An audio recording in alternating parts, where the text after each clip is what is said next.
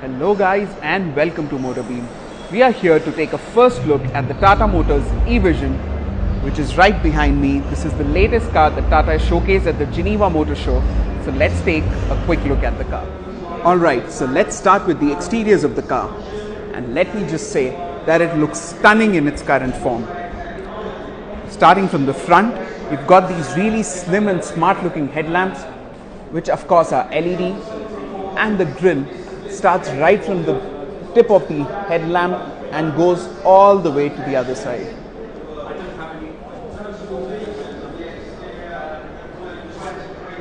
It's got these amazing and huge alloy wheels, which I'm sure are just for the show car, and the actual car would come with smaller wheels, which are definitely more practical for our roads.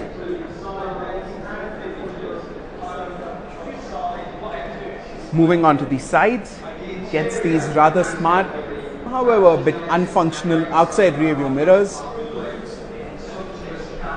and the grab handles draw inspiration from JLR vehicles like the Velar and others.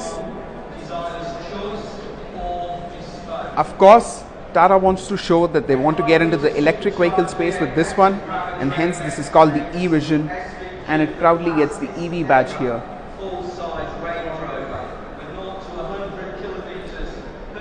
At the rear, you again have slim looking tail lights and a rear diffuser.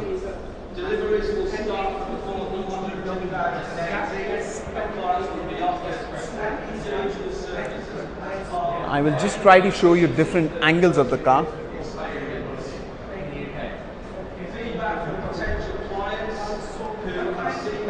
The car here on display gets a glass roof.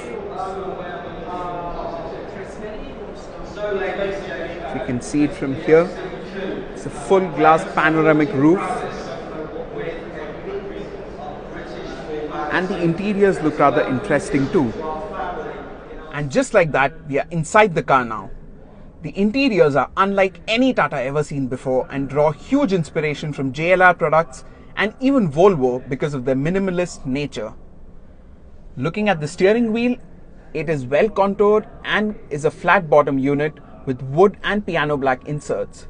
The instrument cluster is a full digital unit, which you can partially see from here.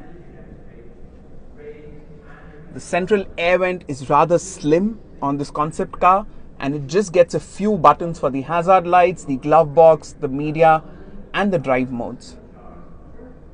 Now, one very unique feature which draws inspiration from Ferrari is the passenger display, through which passengers and even the rear passengers can see quite a lot. Again, moving on to the door cards, they look rather premium as well, and they also get really nice speaker grills, wooden insert and piano black inserts. The headrests here also look unlike any other C-segment sedan, whereas this panoramic glass roof liberates a lot of light in the cabin.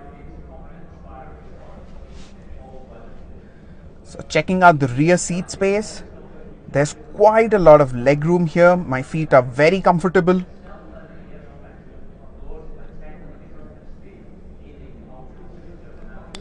And there's an interesting central armrest as well, which seems to have space for rear seat controls, which may be added at a later stage. Again, a look at the rear door panels, and an interesting bit of detail here in the seatbelt clip.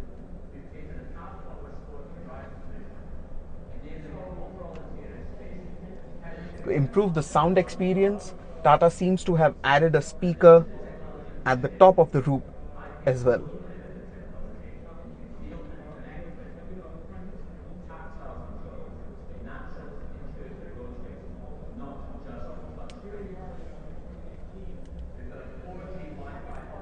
Gets a frameless rear view mirror. Let's move on to the front seats. Alright, having seen the interiors from the rear seat, let's now jump onto the front seat and take a detailed look at the interiors, because there are a lot of interesting elements in here. Right off the bat, there are electrically adjustable seats, and there's a lot more to the seats. They are ventilated as well, as you can see. Now let's jump in and take a detailed look.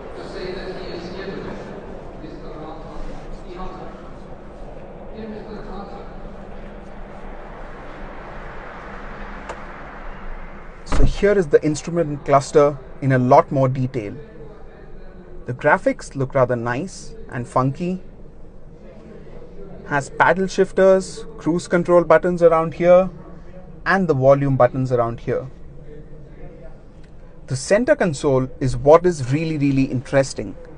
So what Tata has done is that they have moved all the controls that you normally don't use way too often onto this nice screen, just like Volvo.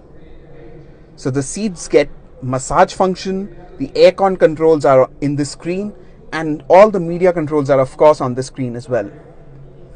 The vents, now the vents are rather interesting too. They are not the conventional vents, and they are based on the Dyson principle, which a lot of you would have studied in physics. The secondary display, you may be curious what all does it do.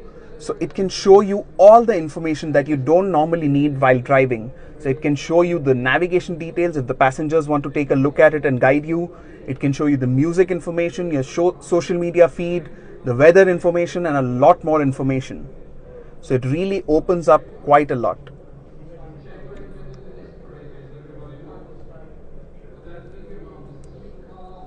The wood here looks really rather premium. Now the sound system, I've been told, is a really high-end system that has been developed by Tata with the help of some experts. It is not branded like the other cars like JBL or Harman Kardon, but they want us to believe that it will sound really good. Now since all the controls have moved on to the screen, and currently the car doesn't have a gear lever, there's a lot of space in between the front seats. And both the front seats also get a rather comfortable armrest.